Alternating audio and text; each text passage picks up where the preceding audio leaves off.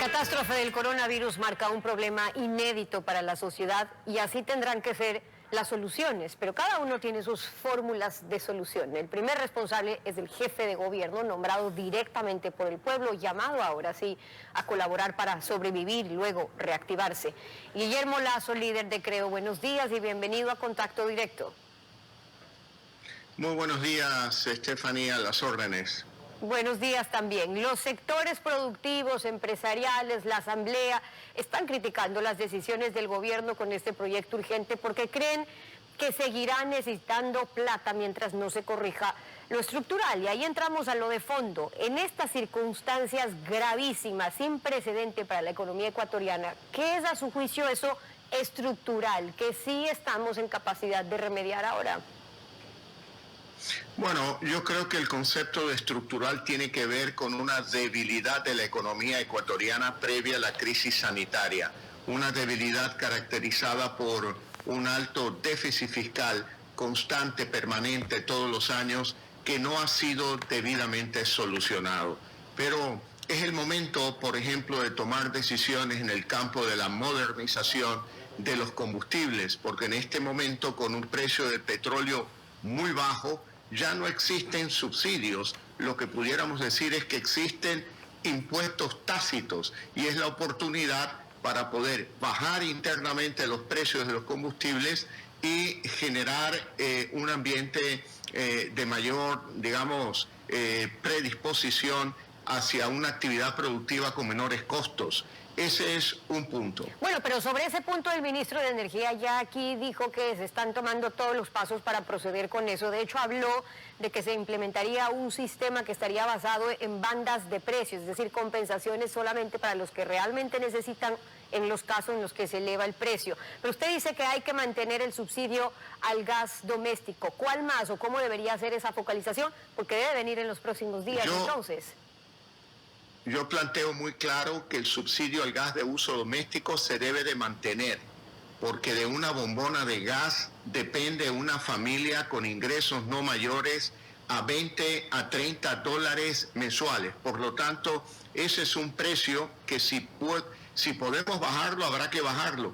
Pero en el momento en que el precio del petróleo se recupere, hay que mantener el precio actual, porque las familias no pueden pagar un precio del gas de uso doméstico de mercado. Pero luego hacer una diferenciación también en el diésel, es decir, separar lo que es gasolinas y luego lo que es el diésel, ¿o cómo propone usted una focalización en ese sentido? Digo e insisto porque es algo que en los próximos días el gobierno debería estar anunciando. Bueno, yo creo que hay maneras de compensar en la economía. Si usted quiere compensar en la agricultura, pues lo puede hacer a través de crédito a largo plazo a muy baja tasa de interés, a efectos de que el agricultor pueda capitalizarse en el tiempo. Yo planteé $1.000 millones al 1% de interés para el sector agrícola, para dinamizar ese sector que es el que más empleo genera para la economía ecuatoriana. Pero ahora estamos viviendo una etapa muy particular, Stephanie. Tenemos por objetivos, primero, que salvar vidas. Segundo, salvar empleo. Y tercero, salvar la economía. Salvar vidas implica llevar alimentos a quienes no lo tienen y llevar medicinas y además ampliar la capacidad de los hospitales ecuatorianos para atender a los enfermos en esta crisis sanitaria. Ese es un esfuerzo que lo debe de hacer tanto el gobierno como todos los esfuerzos que han nacido de la sociedad civil. Y luego tenemos que trabajar en la defensa del empleo, a través también de créditos a largo plazo, a través de la Corporación Financiera Nacional, para que las empresas que han estado en estos momentos en estado de hibernación y que tienen que pagar sueldos, que tienen que pagar salarios, aportes a la seguridad social e impuestos, tengan la liquidez para poder cumplir con esas obligaciones. Y ahí están las diferencias en lo que está planteando el gobierno. Ahora, si 5 de cada 10 ecuatorianos hoy no tiene ya empleo, si está engordando las cifras de subempleo o desempleo, con los miles de despidos que se avisoran o las terminaciones de contratos, incluso en el sector público, ¿qué vamos a pasar? ¿A 4 de cada 10 ecuatorianos? ¿Se necesita una reforma laboral que genere oportunidades para los que no tienen empleo? Y pregunto esto porque están dormidas en la Asamblea ahí las reformas que se proponían, pero en un año preelectoral no las quisieron aprobar. Mire, Stephanie, no son 4, son 6 de cada 10 ecuatorianos los que no tienen un trabajo formal. Y la preocupación es que esta crisis nos pueda llevar a que sean 7 de cada 10 ecuatorianos los que no tengan un trabajo formal. Por lo tanto, tenemos que salvar el empleo y también tenemos que salvar la economía para poder promover la creación de empleo y evitar una crisis humanitaria por falta de empleo en el Ecuador. Eso es realmente fundamental. Para aquello se necesita, sí, una ley laboral. ¿Por qué? De los 6 o 7 personas que no tienen un empleo formal, la mayoría son mujeres, son madres solteras, son mujeres abandonadas por sus esposos.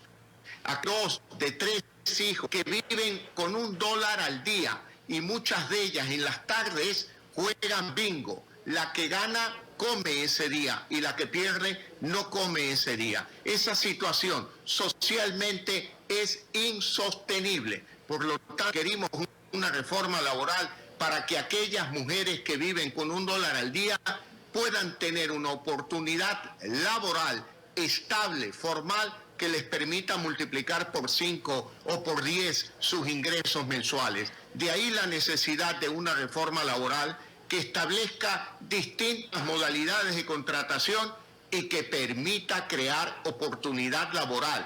Es lo que necesita el Ecuador en este momento. Para esas empresas a las que les queda ahora despedir o quebrar, ¿qué les ofrecemos? Y digo porque el gobierno está planteando incentivos para que los empleadores lleguen a acuerdos con los empleados. Entonces hablan de créditos a tasas bajas, usted también ya se refería a eso, pero ¿qué otros mecanismos para que se puedan salvar los negocios? Porque eso sería el objetivo, porque ya no resisten más, como está ocurriendo en todas partes del mundo, no se diga lo que se viene acá.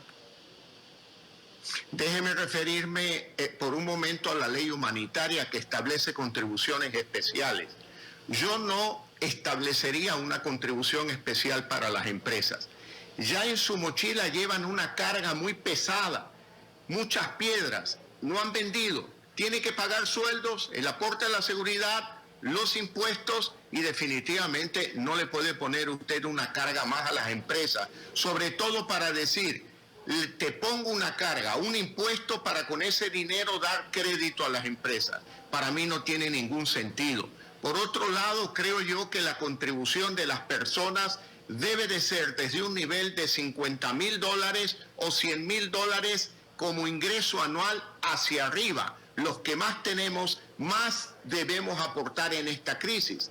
Pero no se puede cargar la mano con quien tiene un ingreso mensual de $500, de $600 o $700, porque esos $20 o $30 que le piden son recursos que los necesitan en este instante para alimentar a sus hijos. Lo que está proponiendo el ministro de Finanzas en ese sentido, y lo dijo aquí en Contacto Directo, es que se pueda hacer una diferenciación, ¿ok? Si es que hay empresas que sí recibieron utilidades el año pasado, pero hoy están paralizadas y se han reducido en gran cantidad sus ventas y se pueden manejar ciertos márgenes para ver quiénes están en capacidad de aportar o no, ok, que se hagan ciertas excepciones. Pero en los otros casos, de hecho, escuchemos lo que nos dijo específicamente el ministro. Estamos hablando de 1.200, 1.300 empresas, de 120.000 empresas. En consecuencia, este criterio que usted bien plantea, que el 70% de las empresas que están paralizadas no va a tener que hacer esa contribución, la mayoría de ellos. Pero, por ejemplo, asumamos que una empresa del sector florícola tuvo ganancias por más de $1 millón. Es un sector que definitivamente no va a poder no va a poder hacer esa contribución por la magnitud de la crisis que ha tenido que enfrentar.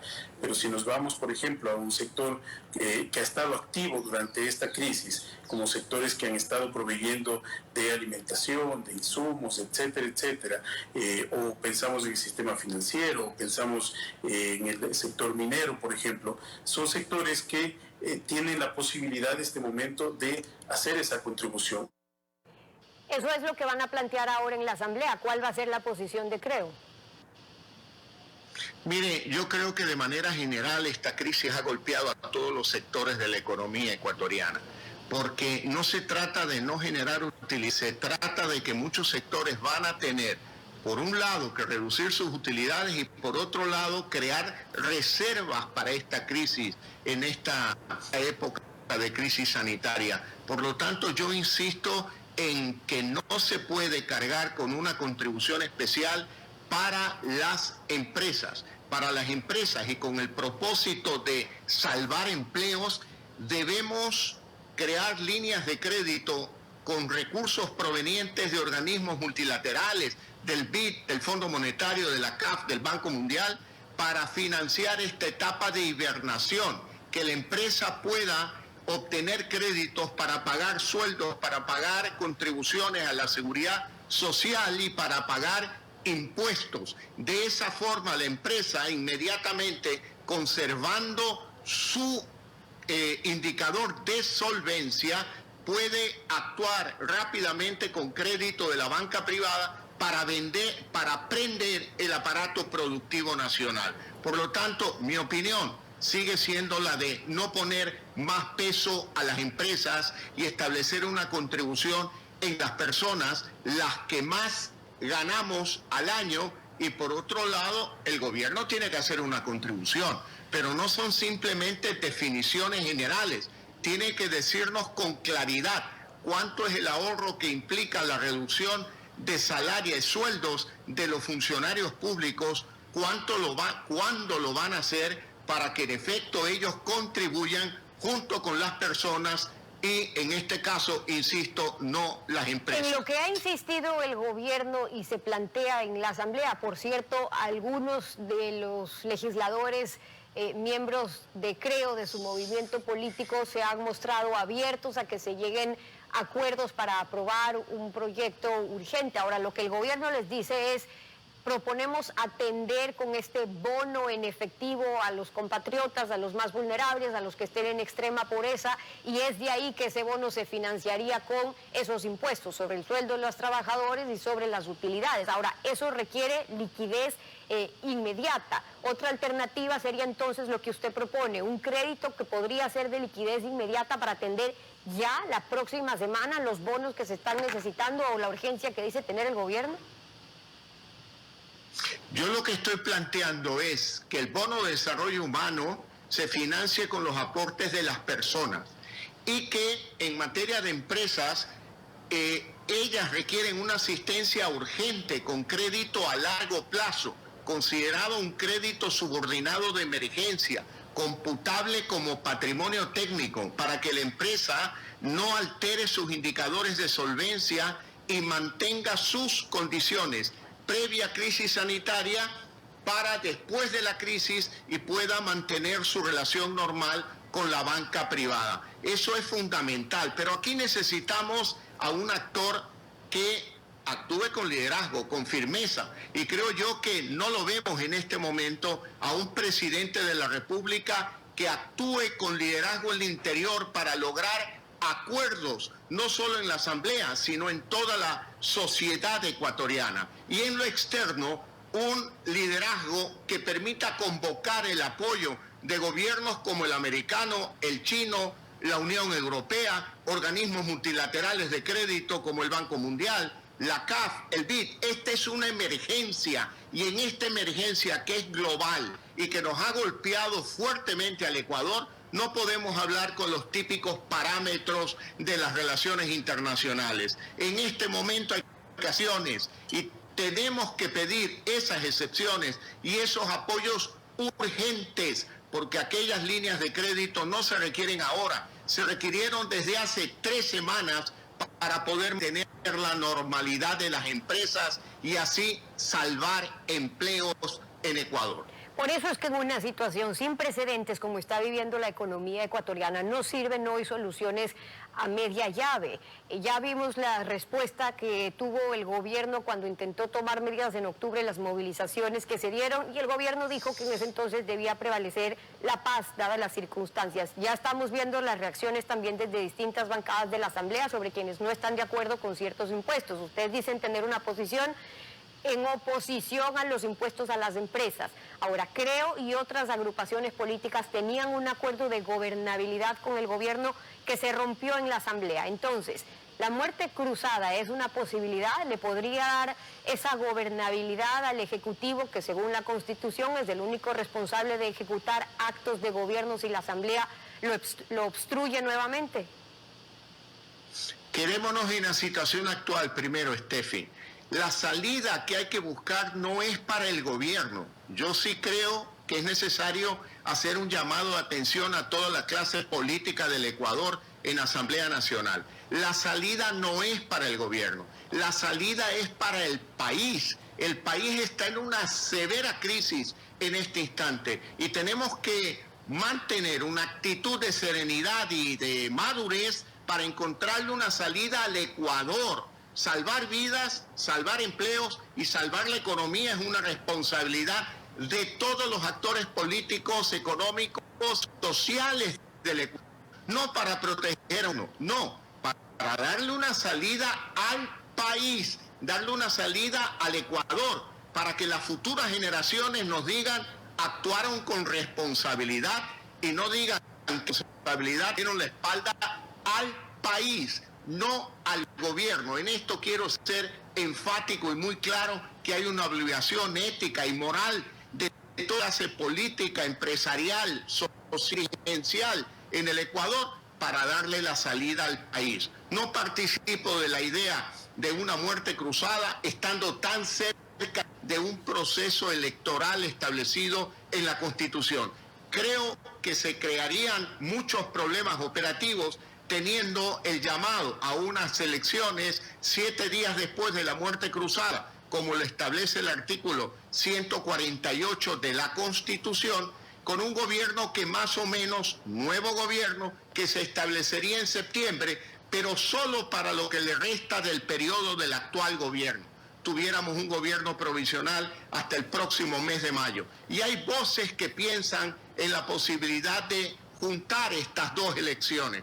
Probablemente sí, pero lo que no sería posible es pensar en un nuevo gobierno que se anticipe su periodo a septiembre de este año y gobierne hasta el 2025, porque habría una duda sobre su legitimidad. Por lo tanto, creo yo, en primer lugar, la Asamblea Nacional, la sociedad ecuatoriana, tiene que darle una salida al país. Y entonces, si no hay una muerte cruzada, la opción sería entonces llegar a acuerdos. El riesgo ahí es que sean acuerdos a medias a la propuesta del gobierno. Esto sí y esto no. Pero ahí el riesgo es que finalmente pase lo que ya hemos visto en los últimos 3 años, poco o nada. Lo que sucede es que ha faltado liderazgo de parte del gobierno. Permítame decirlo con toda claridad. Y quiero escoger las palabras más respetuosas y educadas para el presidente de la República, pero hace por lo menos 3, 4 semanas debió haber convocado a la unidad y hay muchos actores políticos que le hemos ofrecido esa alternativa, pero no la toma. Y ese llamado a la unidad no es, como digo yo, un disparo de una escopeta de perdigones, cáigale a quien le caiga, no, son nombres, son apellidos. Es un lugar de la reunión, ahora digital en Zoom, con una agenda previa y con un compromiso frente al país. No levantarnos de esa mesa hasta llegar a acuerdos definitivos que beneficien, que busquen, que encuentren una salida al país para salvar vidas, insisto, para salvar empleo y para salvar la economía ecuatoriana, que no solo por la crisis sanitaria, sino ya por los bajos precios del petróleo se encuentra muy golpeada. Son las propuestas de Guillermo Lasso acompañándonos hoy en Contacto Directo. Gracias por haber estado con nosotros. Muchas gracias, Steffi.